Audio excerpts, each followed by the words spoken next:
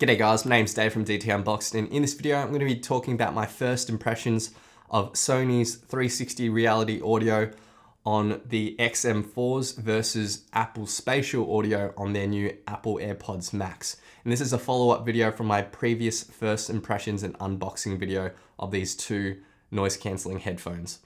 So let's start by talking about Sony's 360 reality audio.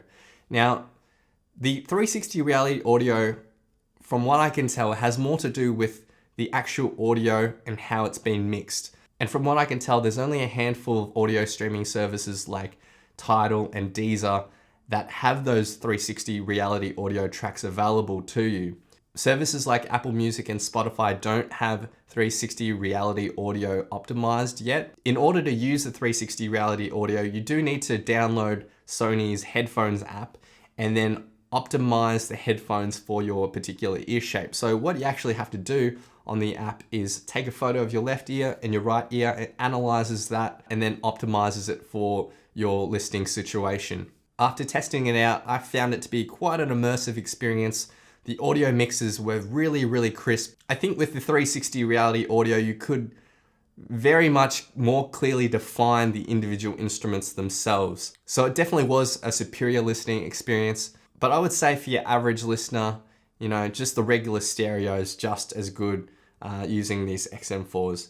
But that's my experience with the 360 reality audio. With the 360 reality audio, when you turn your head, nothing does change though. It's all relative to the positioning of the headphones in terms of where the instruments are. So this actually differs from the spatial audio. Now I've tested the spatial audio with the Mandalorian, and after watching an episode, it was a really immersive experience. It did really feel like I was in a cinema, and I actually kind of felt like I was in the episode. It was a pretty cool experience.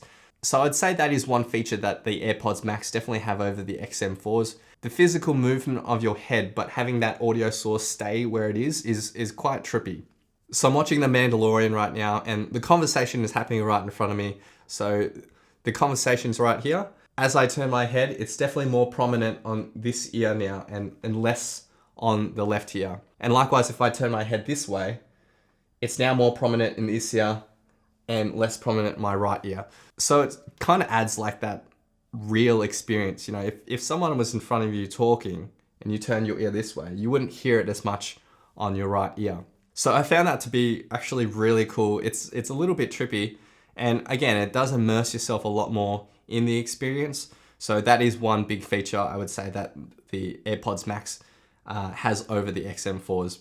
Now I tried experimenting with positioning my phone as well, moving it further and closer, and it didn't actually do much, which I found to be a bit strange because I actually went into accessibility settings as well, and I turned follow the iPhone on, as well as having spatial audio on, but it didn't really do anything. So putting the iPhone here, I can still hear the conversation here. And if I turn my head, it still feels like it's over here and not over there.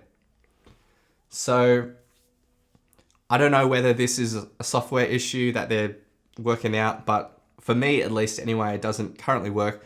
But I wouldn't see that as a massive issue, because how often you got to watch something and then move your phone here and then move your phone there. It's really more you moving your head whilst you're watching a TV show or a movie. So after watching The Mandalorian, I thought it was really a cool feature. So that's my follow-up and first impressions of the 360 reality audio versus Apple Airpods Max spatial audio. They are very different in what they're trying to achieve. 360 reality audio is only available on Tidal and Deezer and I think 2 other music streaming services, and that's more about the audio mix. And it is very cool because you kind of do feel like there's something going on here, something going on there, but when you turn your head, nothing really changes.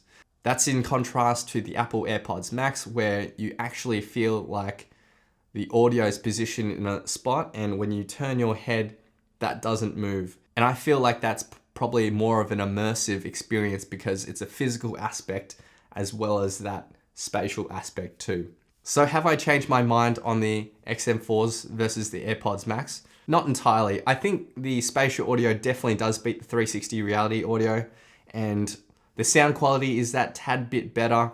The build quality is amazing as well. So with the AirPods Max, you are getting a premium product. There's no denying that.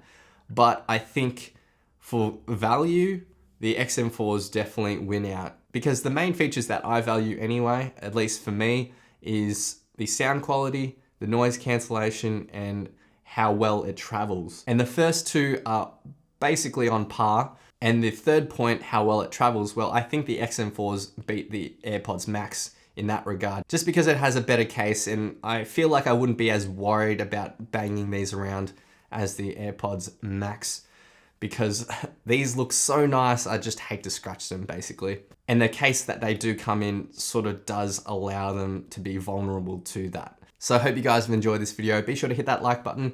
If you want to see my first impressions and unboxing video of these two headphones, then you can check that out in the link in the description below. I'll see you guys next time on DT Unboxed. Cheers.